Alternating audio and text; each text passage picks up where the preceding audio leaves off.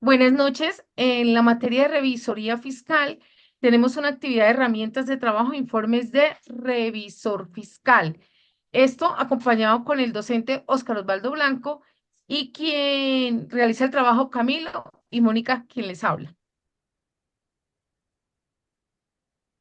La revisoría fiscal en Colombia constituye un órgano de fiscalización de origen legal y de carácter profesional independiente, cuya misión trasciende meramente la revisión de cifras para convertirse en el garante de la transparencia empresarial ante el Estado, los inversionistas y la comunidad. Bajo el enfoque de la Escuela Latina de Control, el revisor fiscal ejerce una vigilancia integral y permanente sustentada en la aplicación sinérgica de las auditorías financieras. El trabajo fue desarrollado de manera sistemática y centrando su análisis en las herramientas técnicas y los informes fundamentales que rigen la actuación del contador público o auditor en sus funciones de fiscalización. Si hablamos aquí en este mapa, cámbiala Camilo, ¿sí? Vamos a decir que hay unos tipos de auditorías.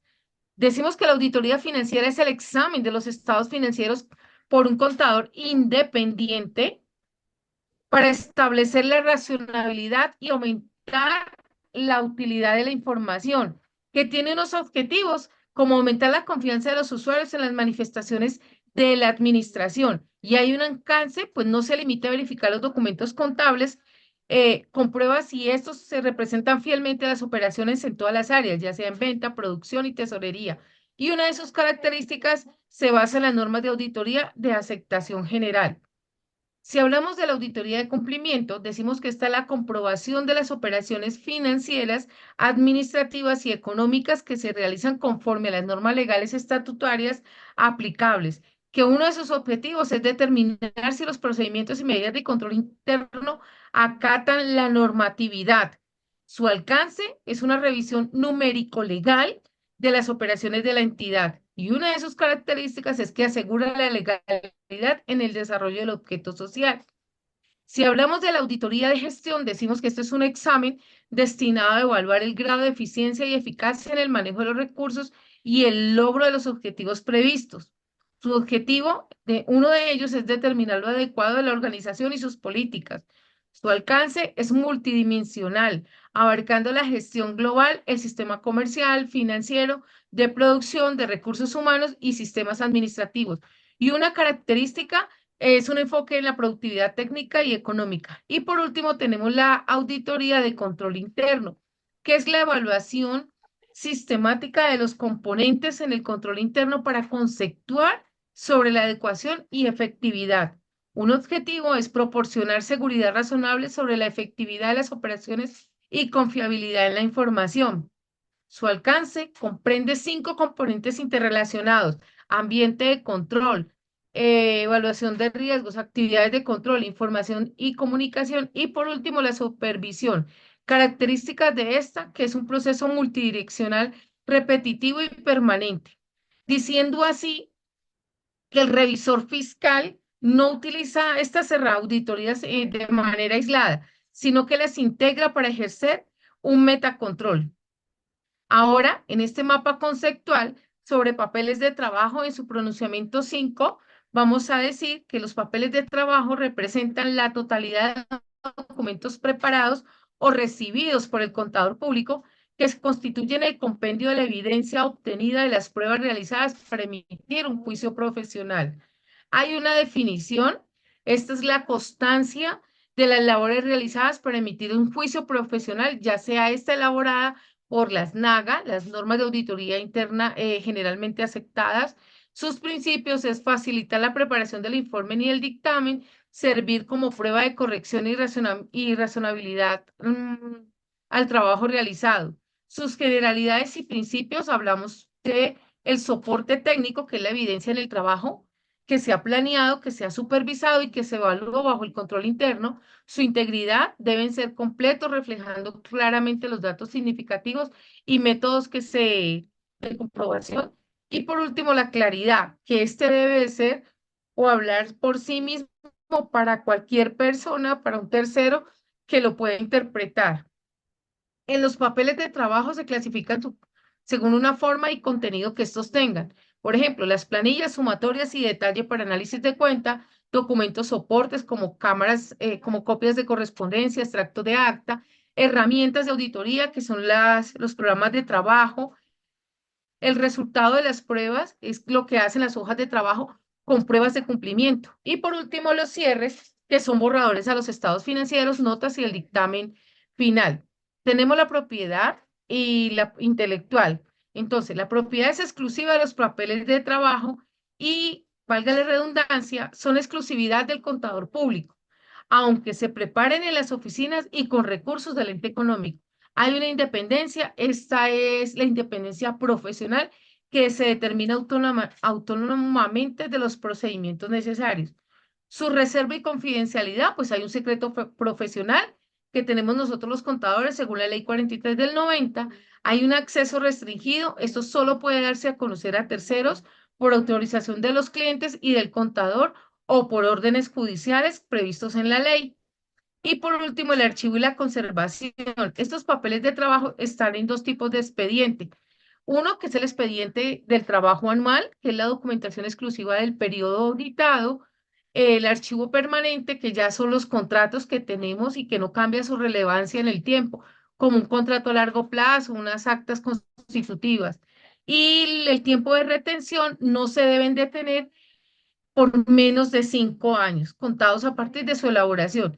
Decimos así que los papeles de trabajo son meros registros administrativos, sino que son el escudo jurídico y técnico del revisor fiscal.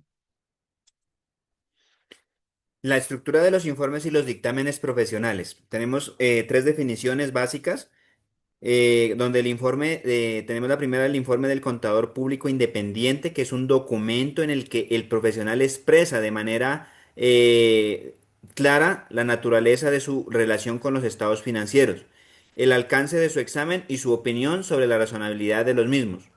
En el informe de auditoría es la conclusión de un proceso de examen bajo normas de auditoría generalmente aceptadas, donde se detalla el carácter del trabajo y la responsabilidad asumida.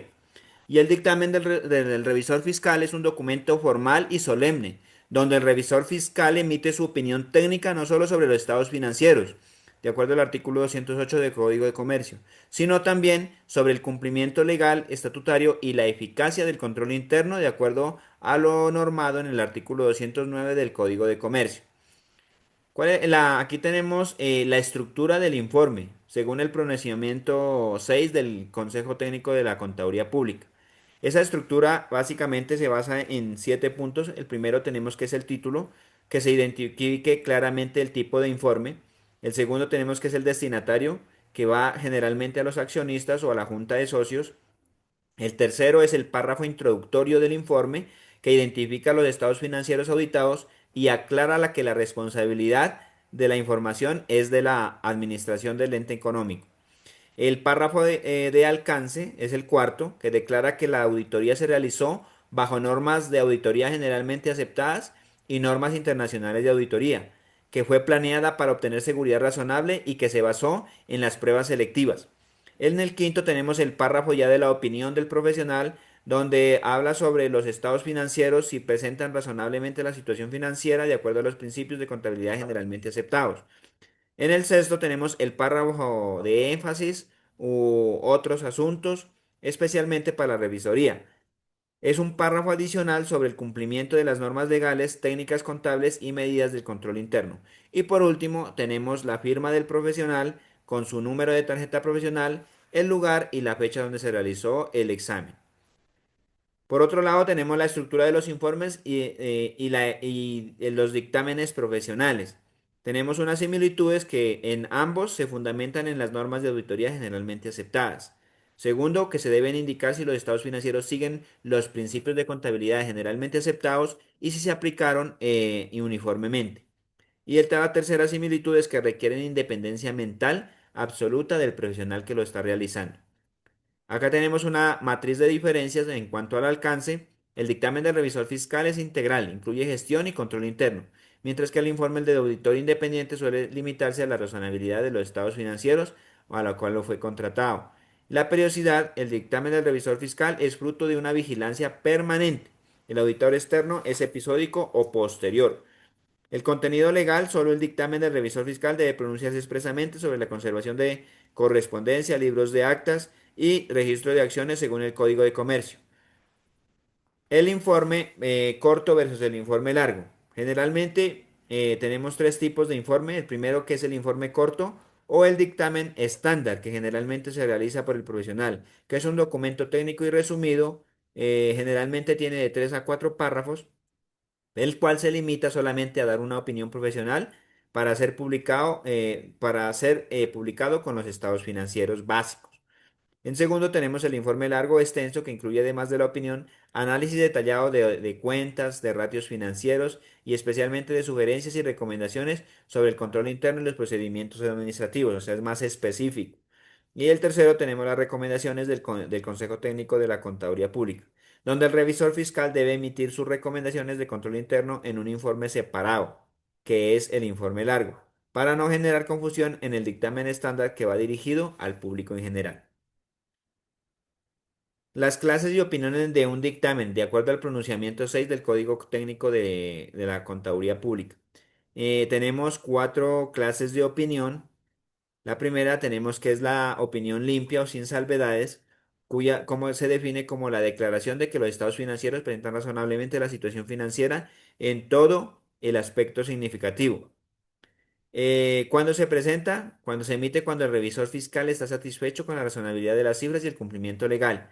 Y se fundamenta en que la auditoría realizada bajo las normas de auditoría generalmente aceptadas y las normas internacionales de auditoría, donde no se hallaron desviaciones materiales de los principios de contabilidad generalmente aceptados. La segunda opinión es con salvedades, con excepciones, que se define como que declaración de que a excepción del asunto referido específico, los estados presentan razonablemente la situación financiera.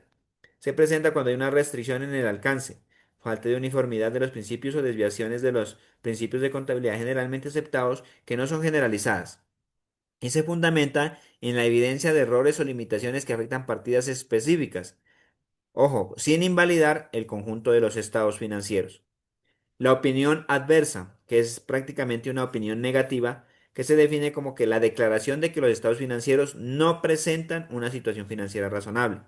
Se presentan cuando hay desviaciones de los principios de contabilidad generalmente aceptados que son tan importantes y generalizadas que una simple salvedad no sería apropiada. Se fundamenta en la existencia de errores materiales profundos que distorsionan la realidad económica de la empresa. Y la última opinión es la abstención o denegación, que se define como la declaración de que el revisor fiscal no expresa una opinión sobre los estados financieros, que se presenta cuando hay limitaciones extremas en el alcance del examen o incertidumbre tan graves que impiden formarse un juicio profesional y se fundamenta en la falta de evidencia válida y suficiente para soportar cualquier tipo de dictamen profesional. Como conclusiones tenemos, Bajo el modelo de la Escuela Latina, el revisor fiscal debe aplicar una fiscalización permanente que integre la auditoría financiera de cumplimiento, de gestión y de control interno, permitiendo una visión global no episódica ante el ente económico, que los papeles de trabajo son propiedad exclusiva del contador público, lo cual garantiza su dependencia mental al determinar autónomamente los procedimientos necesarios sin que el cliente pueda restringir su acceso o contenido. El dictamen no es el dictamen es el documento formal mediante el cual el profesional otorga la fe pública, brindando seguridad razonable a los inversionistas, el Estado y a la comunidad en general. Todo informe profesional debe seguir una estructura jerárquica de acuerdo a que identifique los estados financieros, declare el alcance del examen realizado bajo la SNAGA y exprese su opinión técnica clara sobre la razonabilidad de las cifras. a diferencia del auditor externo, el revisor fiscal debe incluir párrafos adicionales exigidos por los artículos 208 y 209 del Código de Comercio, informando sobre la legalidad de los actos administrativos y la idoneidad del control interno. Mientras el informe corto es el sello de confianza para terceros, el informe largo es la herramienta de valor agregado donde el revisor fiscal detalla recomendaciones de control interno y procedimientos que no debe publicarse de forma general. El ejercicio de la revisoría requiere una formación técnica permanente y diligencia profesional, obligando al contador a abstenerse de prestar servicios para los cuales no sea competente o no pueda registrar adecuadamente.